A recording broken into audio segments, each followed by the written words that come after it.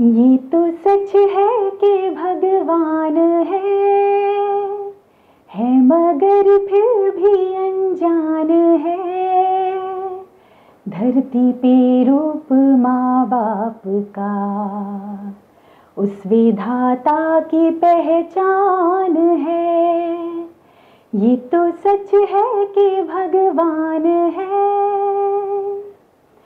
जन्मदाता है जो नाम जिनसे मिला, थाम कर जिनकी उंगली है बचपन चला।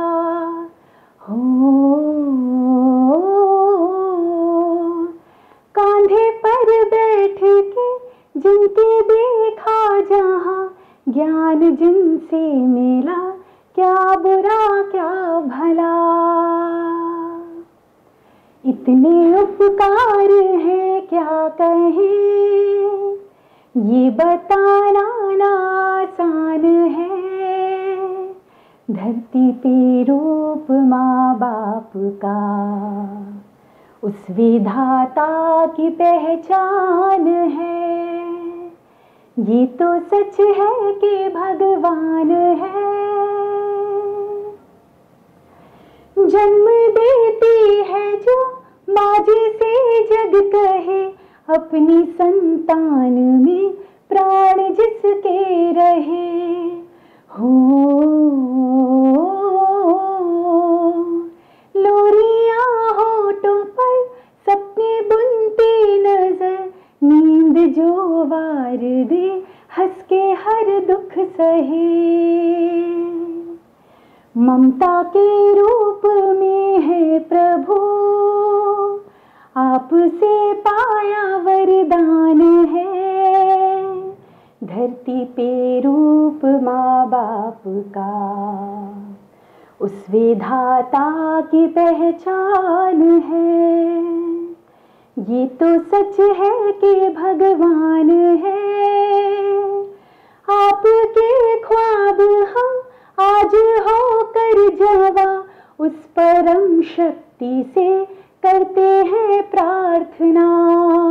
हो इनकी छाया रहती दुनिया तलक, एक पल रह ना सके हम ना जिनके बिना। आप दोनों सलामत रहे, सबके दिल में ये अरमान है। धरती पे रूप माँ बाप का उस विधाता की पहचान है। ये तो सच है कि भगवान है। नमस्ते, गुड इवनिंग। मैं हूँ अनुजा सहाय और आप सबका एक बार फिर से स्वागत करती हूँ राकेश डांग साहब के ऑफिशियल यूट्यूब चैनल पर। सबसे पहले I wish you all a very very happy new year. और happy new year sir, happy new year to all the viewers.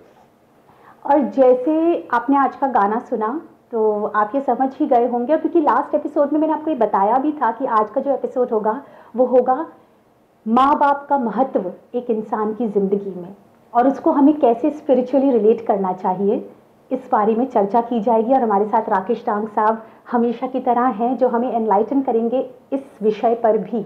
और अगर आपके कुछ सवाल थे तो मैंने बोला भी था कि आप पहले से ही प्रिपेयर रहिएगा, क्योंकि आज के एपिसोड में हम आपके सवाल भी लेने वाले हैं। तो सबसे पहले आज की चर्चा शुरू करते हुए मैं राकेश डांग साहब से ये पूछना चाहूँगी कि आपने यही गाना क्यों चुना, क्योंकि हम न्यू ईयर सेलिब्रेट कर रहे हैं हमारे दर्शकों के साथ, हमारे व्यूअर्स के साथ, और कोई हैप्पी न्यू ईयर वाला गाना या कुछ सेलिब्रेशन वाला गाना ना गाते हुए आपने बहुत ही सेंसिटिव कि मेरा गला भर रहा था गाते हुए गाना, ऐसा क्यों? देखिए, ये गाना जो है, क्योंकि हैप्पी न्यू ईयर है, तो ये हैप्पी तभी हुआ है बिकॉज कि हमारा जन्म हुआ। तो हम कहाँ भटक रहे थे, किस जोनी में थे, उसमें हमारा अब जन्म इस धरती पर हुआ, तो वो देने वाले हमारे माता पिता थे। तो हम सबसे पहले उनके प्रति आभार प्रकट करते हैं, क्योंकि नया साल जो है, नए साल का मीन्स कि हम एक नई दुनिया में आ रहे हैं, एक नए समय में आ रहे हैं। अब ये पहले मैं आपको महत्व बताता हूँ कि ये नया साल क्या है और 1 जनवरी को क्यों मनाया जाता है। देखिए 1 जनवरी ये शुरू हुआ था, रोमन कैथोलिक्स के एक किंग थे, उन्होंने शुरू किया था ये साल। उनका कहना था कि एक जैनस नाम के उनके देवता थे। जैनस नाम के देवता आगे और पीछे दोनों तरफ देख सकते थे। तो उस हिसाब से उन्होंने इसका ये निष्कर्ष निकाला कि पीछे और आगे देखना, दोनों साइड पे देखना, मीन्स पास्ट भी और फ्यूचर भी।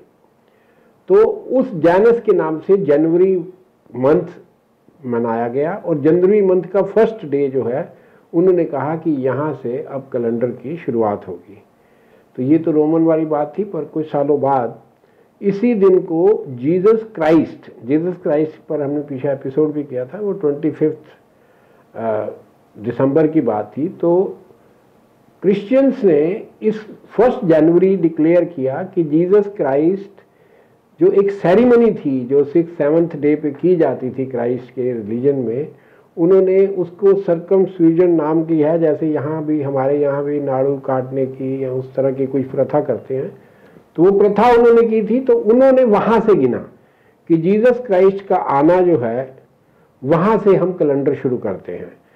तो अब जब यहाँ ये जो शुरुआत है दिन की, और हमारी भी शुरुआत हमारे माता पिता के जन्म देने से ही, हमारी माता द्वारा हमें जन्म देने से ही हुई, तो इसलिए ये मेरे हिसाब से ये जो हैप्पी न्यू ईयर का जो बात है, इसको एक ग्रैटिट्यूड डे की तरह मनाना चाहिए कि this is a new beginning, कि हम ग्रैटिट्यूड दें। ग्रैटिट्यूड किसको?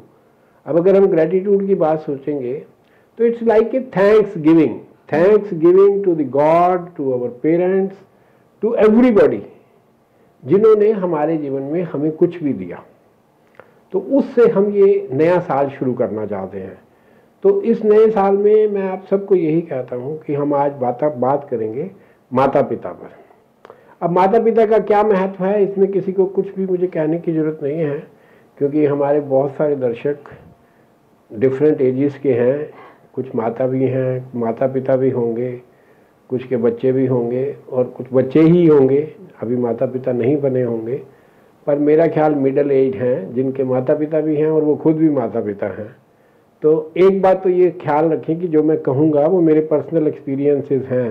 हो सकता है किसी के डिफरेंस हो, बट आई फील कि इस संसार में अगर फिजिकल बॉडीज में कोई पूजनीय है, अगर आपने भगवान को नहीं देखा, तो वो माता पिता ही हैं। और जो उनकी अवहेलना करता है, मैं तो उसे सही इंसान नहीं मानता। आगे हम इस विषय पे आगे बातचीत करेंगे, तो आप इस प्रोग्राम को आगे बढ़ाइए। जी जी सर, बिल्कुल। आपने बोला कि ग्रैटिट्यूड, और एक बहुत ही अहम शब्द है और एक अहम भावना है जो हर एक के मन में होना चाहिए। लेकिन आप हमें ये बताइए कि जब हम ग्रैटिट्यूड देना चाहें अपने माँ बाप को, जो थैंक्स गिविंग आप कह रहे हैं, तो सेवा करना, प्यार करना, ये तो होता ही है, और हमें क्या क्या करना चाहिए टू शो आवर ग्रैटिट्यूड? देखिए, हमने पहले लव का एपिसोड भी किया था, ठीक है। तो जिस तरह से प्रेम में मैंने आपको कहा था कि एक बायोलॉजिकल प्रक्रिया होती है, तो बायोलॉजिकल प्रक्रिया में उसमें हमने डोपामिन और सेरोटोनिन, दो हार्मोन सिक्रीट होते हैं। तो थैंक्स गिविंग में भी ये हार्मोन सिक्रीट होता है। आप कभी एक ऐसी सिचुएशन को आप सोच के देखिए कि आपने कोई काइंडनेस की किसी के प्रति, और उस काइंडनेस का किसी बंदे ने ग्रैटिट्यूड दे दिया आपको, तो वो जो समय है ग्रैटिट्यूड देने का, वो कितना भाव, उसके जो इमोशंस हैं, वो इमोशंस सेरोटोनिन सिक्रीट करती हैं, जिससे आप भाव विभोर हो जाते हो और बहुत खुश भी होते हो, और एक अलग तरह की फीलिंग आती है। तो ग्रैटिट्यूड करने से हमेशा एक ऐसी फीलिंग आती है जिससे, देखिए, ये काइंडनेस और ग्रैटिट्यूड, ये दो चीजें जो हैं ये आपस में जुड़ी हुई हैं, कि कोई एक काइंडनेस करेगा तो दूसरा उसका ग्रैटिट्यूड करेगा। अब जब काइंडनेस और ग्रैटिट्यूड की, वो कहते हैं ना, पिग्गी बैंक टाइप है कि आप यू डू द ग्रैटिट्यूड, आपने एक जमा कराया, फिर एक काइंडनेस आ गई, एक काइंडनेस आपने फिर करी, फिर एक ग्रैटिट्यूड किया, तो इट कीप्स ऑन गोइंग। मैं तो अपने जो मेरे रोजमर्रा में मिलने वाले लोग हैं, या हम छोटा मोटा काइंडनेस का कोई एक्ट करते हैं तो कहते हैं जी हम तो बड़े आभारी हैं, आप हमें बताओ क्या करना है। मैं कहता हूँ भाई आगे बढ़ा दो इसको, भाई मेरे को आभार मत दो, इस काइंडनेस को आगे बढ़ा दो, तो ये सिलसिला और ये संस्था चलती रहेगी। तो इसी तरह से दुनिया में बहुत से नीडी हैं, क्योंकि हमारा चैनल तो इसी बात को ही हमेशा प्रोपोगेट करता रहा है कि कमजोरों की मदद करो और ग्रेटिट्यूड कमाओ। ग्रेटिट्यूड कमाओ और शुक्रगुजारी भी करो। देखो शुक्रगुजारी में आप देखिए ईश्वर ने हमें बिल्कुल निस्वार्थ रूप से सब कुछ दिया है। अगर आप ग्रेटिट्यूड के बारे में सोचो तो हम हर चीज का ग्रेटिट्यूड ईश्वर से कर सकते हैं। क्या नहीं दिया उसने। आप ये सोचो कि जो चीजें हमें ईश्वर ने दी, हमारे अंग ही सोच लो कि अगर मान लो अब उन लोगों के बारे में सोचो जिनके पास वो अंग नहीं है, पर हम कोई उसका महत्व ज्यादा नहीं मानते। तो मेरा मानना ये है कि अगर आप ग्रेटिट्यूड से डे शुरू करते हो तो आप, वैसे तो जो स्पिरिचुअल लोग होते हैं या जो ईश्वर को मानने वाले, हमारे पंजाबियों में तो खास बात है कि किसी से पूछो कि आपका हालचाल क्या है, कहते शुक्र है जी, शुक्र है जी माता जी का। तो ये शुक्र है प्रभु का। तो ये जो शुक्र है वर्ड है ये बहुत इंपॉर्टेंट है। शुक्र है वर्ड मीन्स कि इससे आपको क्या मिलता है। इसे मैंने आपको जो एक बायोलॉजिकल प्रक्रिया थी वो तो बताई, इसके अलावा क्या है कि आप एक बहुत बड़ी चीज खोल रहे हो, आप खोल रहे हो वो सारी पॉजिटिव इमोशंस को। इस शुक्र है से आपका आता है surrender towards God, surrender towards that person जिसको आप ग्रेटिट्यूड दे रहे हो, उसकी तरफ भी आपके भाव बहुत अच्छे जाते हैं। तो इसकी आदत आप डाल लो। जो लोग, नया साल है, नए साल में हमारा सजेशन आप सबको यही है कि आप इस ग्रेटिट्यूड की आदत डालो। जब आप ग्रेटिट्यूड की आदत डालोगे, अब शुरुआत कहाँ से करोगे, तो मैं तो यही कहूँगा कि पहले तो सबसे पहले अपने माता पिता का आशीर्वाद लो। माता पिता के संदर्भ में एक बात मैं आपको बताना चाहता हूँ कि अगर आप किसी भी व्यक्ति से डील कर रहे हैं, जब चाहे बिजनेस में करें, चाहे दोस्ती बनाने में, चाहे और भी किसी वजह से आप उससे डील करें, तो ये डीलिंग करने से पहले ये सोच लेना कि उस इंसान का अपने माता पिता के साथ कैसा संबंध है। अगर उस इंसान का माता पिता के संबंध सही है तो आप समझना कि वो आदमी सही होगा, और अगर कहीं गड़बड़ है तो फिर आप सोच के डील करें। ये ज़्यादातर मैं खुद अपनी लाइफ में, जैसे बहुत सारे, क्योंकि हम तो समाज के कार्य करते रहते हैं तो बहुत सारे रिश्ते और इधर आते हैं, तो मैं सबसे पहले यही इंक्वायरी करता हूँ, अच्छा भाई इकट्ठे रहते हो, सारे भाई, लड़ाई है तो नहीं, किस किस से है। तो इस चीज़ का बहुत प्रभाव पड़ता है, क्योंकि यही ग्रेटिट्यूड है। इसका मतलब है कि वो इंसान पूरा, देखिए ग्रेटिट्यूड के दो पार्ट बताए, एक तो सीधा सीधा माता पिता के साथ है, दूसरा था माता पिता को खुशी देने वाली बात। खुशी देने वाली बात में मैं ये कहना चाहता था कि वो खुश तब होंगे जब उनके सारे बच्चे आपस में मिलजुल कर रहेंगे। अगर वो भी लड़ रहे हैं तो मुझे लगता है कि कहीं संबंध जोड़ते वक्त आपको इस बात का ख्याल रखना चाहिए। अब चलो मेरे माता पिता तो अब इस दुनिया में नहीं हैं, पर मैं अपना आशीर्वाद ले लेता हूँ। हाँ। मैं मेडिटेशन में अपने माता पिता से अपना आशीर्वाद, वैसे तो मैं रोज ही लेता हूँ, पर आई नो कि फर्स्ट डे को तो it is like a celebration. My celebration is to take that आशीर्वाद। तो मेरा तो ख्याल यही है कि माता पिता की जो आप बात करी आपने, अब आइए चलो हम आगे बात करते हैं, इस बात को आगे बढ़ाते हैं। आपका सवाल था कि हम और क्या कर सकते हैं, हम उनकी सेवा करें, उनका इलाज करवाएं। देखिए, आप किसी आदमी को खुश कैसे कर सकते हो? आपने ग्रेटिट्यूड में किसी को खुश करना है, आप सोचते हो कि मैं इन रिटर्न एक ग्रेटिट्यूड दूँ। तो अब आपके माता पिता ने तो आपको इतना कुछ दिया था, इतना दिया था कि जिसका आप कर्ज तो कभी उतार ही नहीं सकते, क्योंकि इट इज़ नॉट पॉसिबल, क्योंकि वो रिवर्स तो नहीं हो सकता ना प्रोसेस। बट अब उस प्रोसेस की कीमत दे सकते हो आप। कैसे? वो दे सकते हो आप उनको खुश रख के। अब माता पिता कैसे खुश रहते हैं? माता पिता खुश रहेंगे अगर आप उनका सम्मान करोगे, आप उनके कहे पे चलोगे, उनकी इज्जत करोगे, उनसे अपने सुख दुख की बात करोगे, उनके सुख दुख की बात सुनोगे। और जो आज प्रॉब्लम आ रही है समाज में, वो ये आ रही है कि माता पिता, हालांकि सब कुछ ठीक चल रहा है, खा भी रहे हैं, लोग पाल भी रहे हैं, पर एक समस्या मैंने बहुत ज़्यादा देखी है कि माता पिता की खुशी के लिए बहुत कम काम किए जा रहे हैं। अब उनकी खुशी कैसे है? देखिए, एक माता पिता की मान लो 2 या 3 औलाद हैं और 2-3 औलादों में एक आधी औलाद नहीं सही कर पा रही, कमज़ोर है, तो ये पक्की बात है कि माता पिता कहेंगे कि वो मैं उसकी तरफ ज़्यादा ध्यान दूंगी। आप हर आदमी कमज़ोर बच्चे की तरफ या कमज़ोर की तरफ ज़्यादा ध्यान देता है, पर वहीं घरों में लड़ाइयाँ हैं जी, माता पिता भेदभाव करते हैं, छोटे को ज़्यादा पूछते हैं, बड़े को कम पूछते हैं, उसके पास तो है उसका देखते नहीं है। तो मैं ये कहता हूँ बजाय इस बात के लड़ने के आप लो ना रिस्पॉन्सिबिलिटी कि उनका जो कष्ट है कि मेरा एक बेटा है वो ठीक नहीं है, तो आप मदद करो उनकी। बिल्कुल, आप अपने भाइयों बहनों की मदद करो। समाज में तो आपके माता पिता खुश हो जाएंगे, एकदम आपका जो कर्ज है वो उतर जाएगा। ये थोड़ा सा डिफरेंट है, पर ये इसको आप अगर ध्यान से समझेंगे तो समाज की बहुत सारी लड़ाइयाँ खत्म हो जाएंगी। क्योंकि आजकल अगर ये संबंधों में कहीं माता पिता तिरस्कृत हो रहे हैं या उन लोगों का उदास रहते हैं या किसी तरह से, तो उसकी वजह ज़्यादा यही है कि बच्चे आपस में लड़ रहे हैं। तो इस नए साल में एक प्रण और ले लो कि भाई आपस में भाई बहन नहीं लड़ेंगे या आपस में भाई भाई नहीं लड़ेंगे, तो उससे भी उनको बहुत खुशी होगी। क्योंकि जो काम वो करना चाहते थे वो उनका काम आपने कर दिया तो वो खुश हो गए। तो इसके अलावा तो खैर उनकी अगर कुछ ख्वाहिशें हैं वो पूरी करो। अगर उनकी कुछ मन्नत है या किसी तरह की कोई ख्वाहिश है, तो मैं जो यंगस्टर्स हैं हमारे आज के, मैं देख रहा हूँ कि आजकल यंगस्टर्स जो हैं अपने माता पिता से ठीक बिहेव नहीं करते। उनको तिरस्कृत कर देते हैं, उल्टा बोल देते हैं, और वो हर चीज़ को ग्रांटेड ले रहे हैं कि ठीक है उन्होंने प्यार किया तो इस प्यार को ग्रांटेड ले रहे हैं। पर ऐसा नहीं है, माता पिता भी हर्ट होते हैं।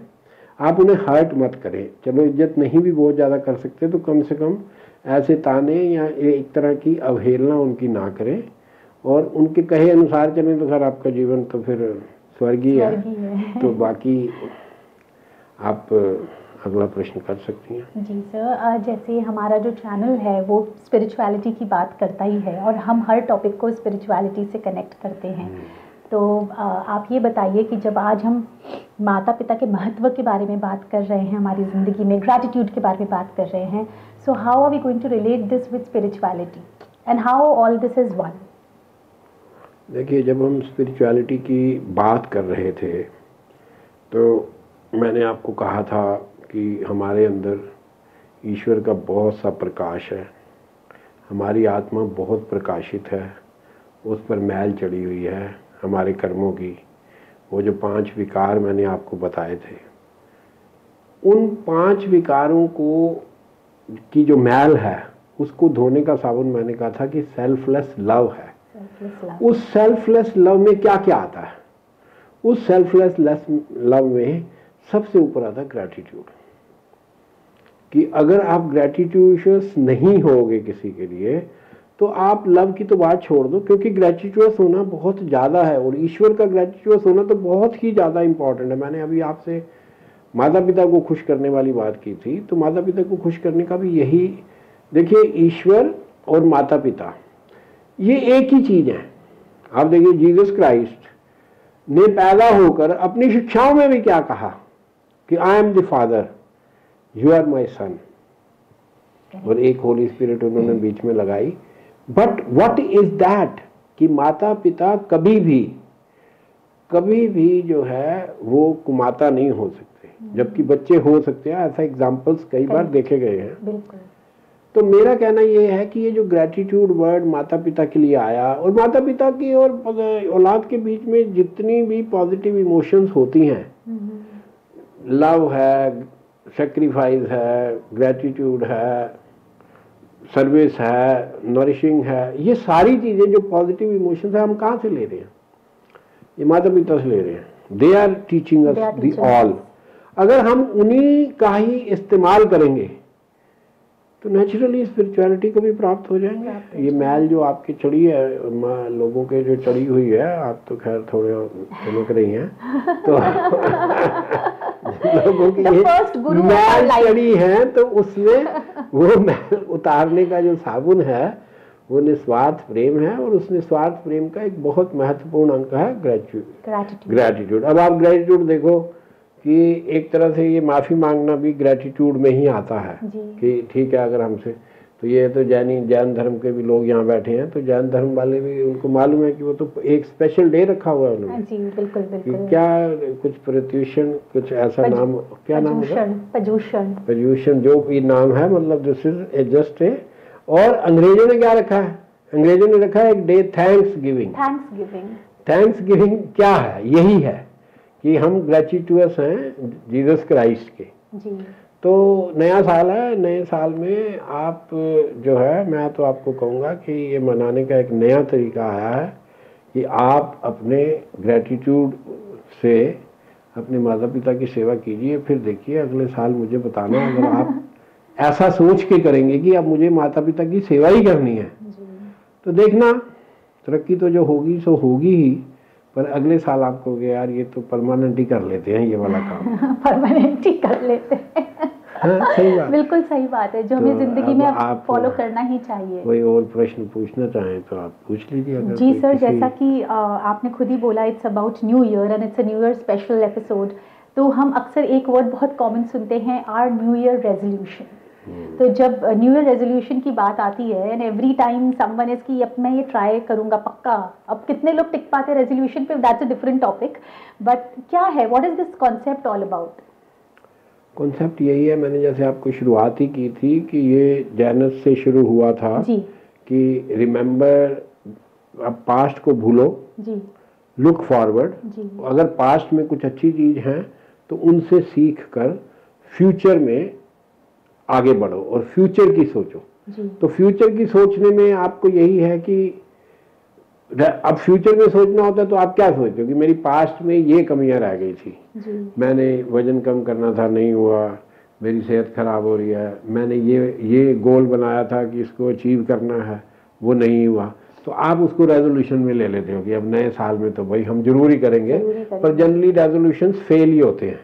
तो मैं तो आपको बड़ा रेजोल्यूशन दे ही नहीं रहा, मैं तो कह रहा हूँ कि रेजोल्यूशन जो मैंने दिया है कि माता पिता की सेवा करो, नया साल क्या सारी जिंदगी में ही सफल हो जाओगे।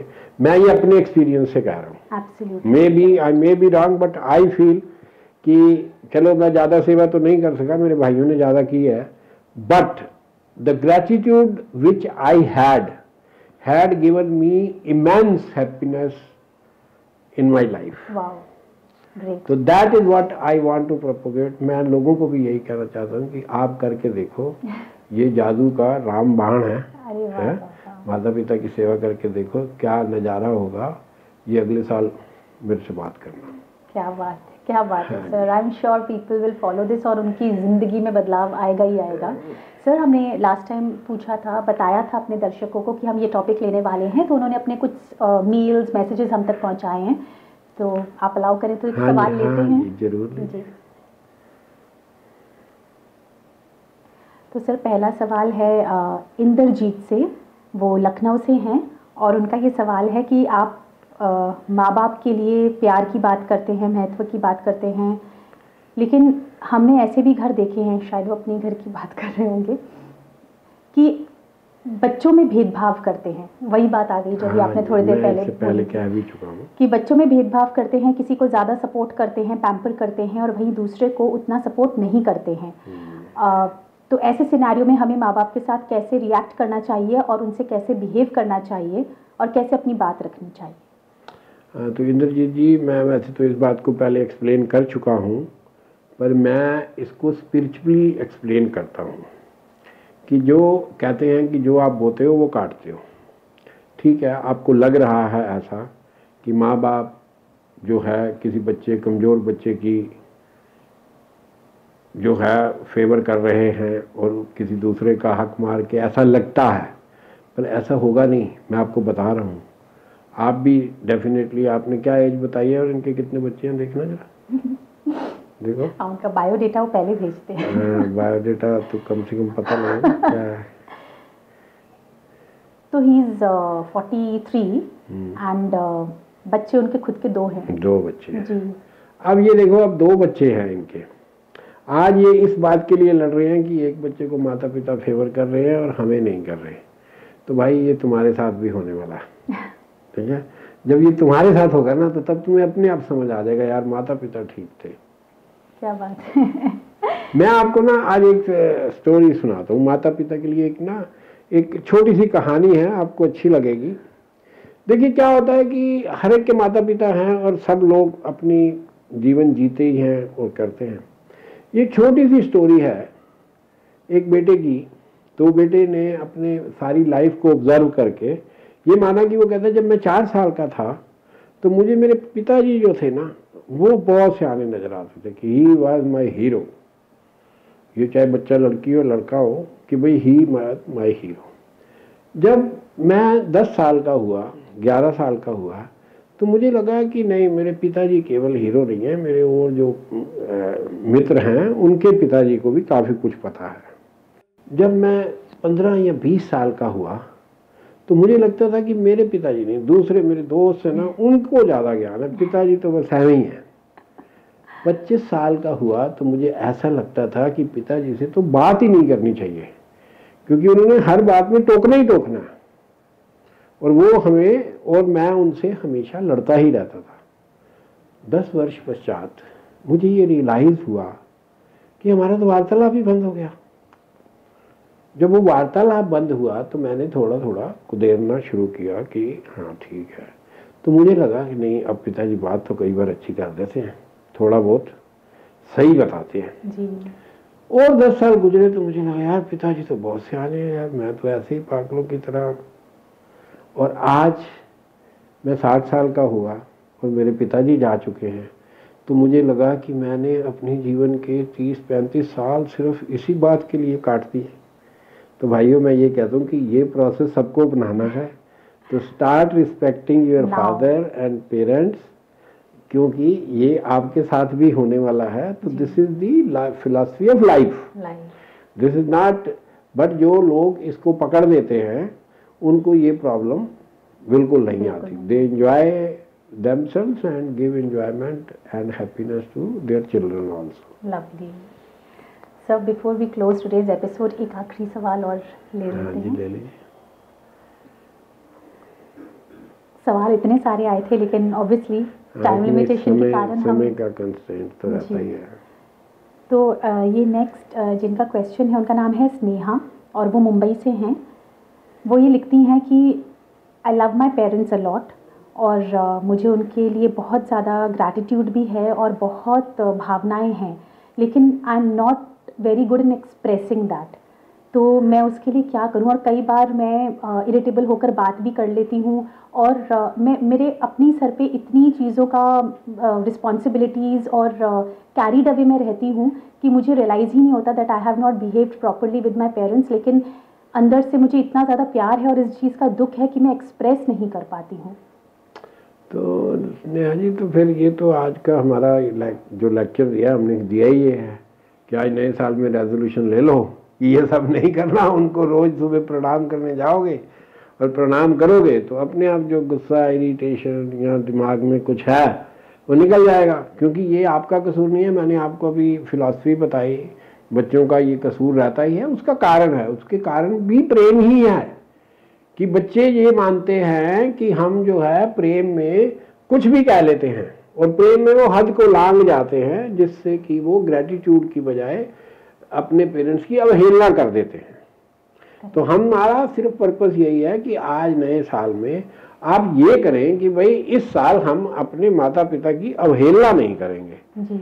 आप चलो उनको खुश करने की बात तो बाद में आएगी, क्योंकि उनकी खुशियां सिर्फ आपकी खुशियों से, आपकी इज्जत करने से नहीं है, क्योंकि वो तो बहुत ज़्यादा संबंध रखते हैं आपके वेल बीइंग से भी। क्योंकि अगर आप खुश रहेंगे तो वो खुश रहते हैं, उन्होंने तो बहुत अटैच किया होता है अपने आप से। पर जब उनकी इस अटैचमेंट की बदले में आप उन्हें तिरस्कार या झुंझलाहट या गुस्सा या उनकी अवहेलना करते हो तो कहीं पीड़ा तो उनको होती है। तो उस पीड़ा को आप महसूस कर रही हैं, यही मुझे लगता है कि काफ़ी अच्छी चीज़ है कि आपने एक स्टेप लिया है। और बाकी हमने आज आपको बता दीजिए, इस स्टेप को बढ़ा दोगे तो जिंदगी सब चेंज हो जाएगा। तो आप सबको happy new year once again. आप सब खुश रहें इस नए साल में और बहुत उन्नति करें। Thank you so much sir, thank you so much for being there for all of us. और I am sure new year हम सबका बहुत अच्छा होने वाला है आपके आशीर्वाद से। अरे हमारा तो आशीर्वाद दुनिया के साथ है। दोस्तों हमसे ऐसे ही जुड़े रहिए और आई एम श्योर आज का एपिसोड आपको बहुत अच्छा लगा होगा। इनफैक्ट हर एपिसोड की तरह राकेश डांग साहब ने हमें फिर से एनलाइटन किया on a very very deep emotion. तो बस हमसे जुड़े रहिए, अपना प्यार हमें दीजिए, चैनल को सब्सक्राइब कीजिए, वीडियो को लाइक कीजिए और ज़्यादा से ज़्यादा शेयर कीजिए।